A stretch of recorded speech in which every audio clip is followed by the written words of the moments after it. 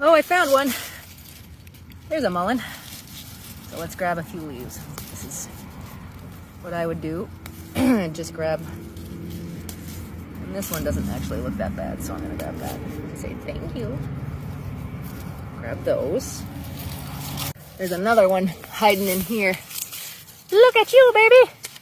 Let's grab a few more. So, come on. This is a good one too. All right.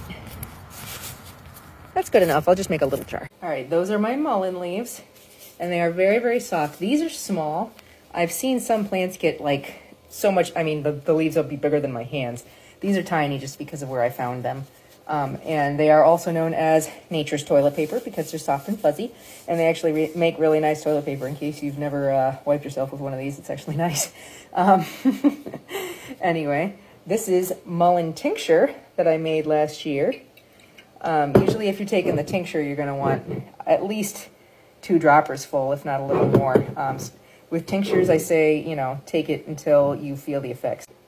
You also can take the mullein either fresh or dried and just rip it up into little pieces and put it in. This is a cool little filtery tea thing. Or if you are sensitive, I mean, I also have tea bowls and whatnot. If you're sensitive, if you think you might be sensitive to these little fuzzy hairs, I suggest you just let your mullein tea steep for a good half hour or so, and then strain it through a coffee filter, and then you maybe heat it up again so it tastes nice. This is how I store my mullein dry. If you can find a brown jar or paint it brown or something, that might be better. This is just dried mullein leaf. You don't want to keep it ground up. I'll tell you this, with all of my herbs, I don't grind them up. I did that the first year I was an herbalist, and it was a stupid thing to do.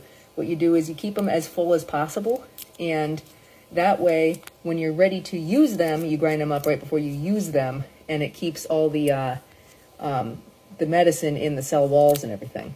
Now, you can make a tea with the mullein when it's fresh if you want, or you can dry it. It doesn't really matter. I just, I don't know how well it's going to go in the blender. I like I said before, I usually just prefer to chop. You know, if you think it's got dirt on it, rinse it off, but it doesn't matter. Dirt's not going to hurt you.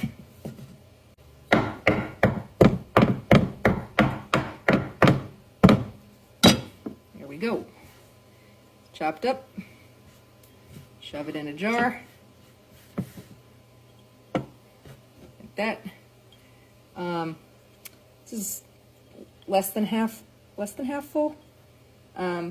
So I don't know, maybe I'll just not put quite as much, but honestly, I tend to forget about my tinctures quite frequently. There you go. Regular vodka. And you're supposed to let it sit and macerate, that's the term, macerate, for at least 6 weeks, okay? I have absolutely forgotten about a tincture and let it macerate for 6 months. I don't recommend you do that, but just make sure it's all covered in there. And then you put the cover on, you label it, and you shake it every once in a while, and in another month or two, whatever, it'll be tincture. This is the one that's going to weird everybody out. I'm taking some dried mullein. Now, when you want to dry mullein, you either lay it flat somewhere nice and dark, or if you're going to hang it, it's got to stay, the leaves have to stay flat. Because if you curl them up or whatever, they're going to, they're not going to dry evenly. I like to actually dry it in the dehydrator just because it's faster and a little bit more reliable. Lighter. It might take a second to light. This is a major blend in any kind of smoking blend. If I make a smoking blend for somebody, I'm always using mullein. Okay? There's the smoke, and this is actually pretty good because I've got tight lungs right now.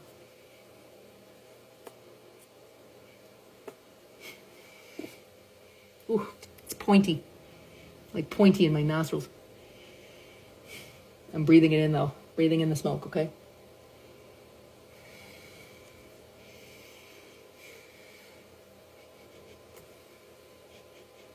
Obviously you can smoke this like as an actual smoking.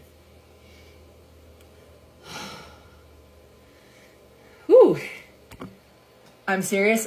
I actually feel that. See, it's a little bit more. I'm breathing a little better right now. It's pretty freaking cool, isn't it?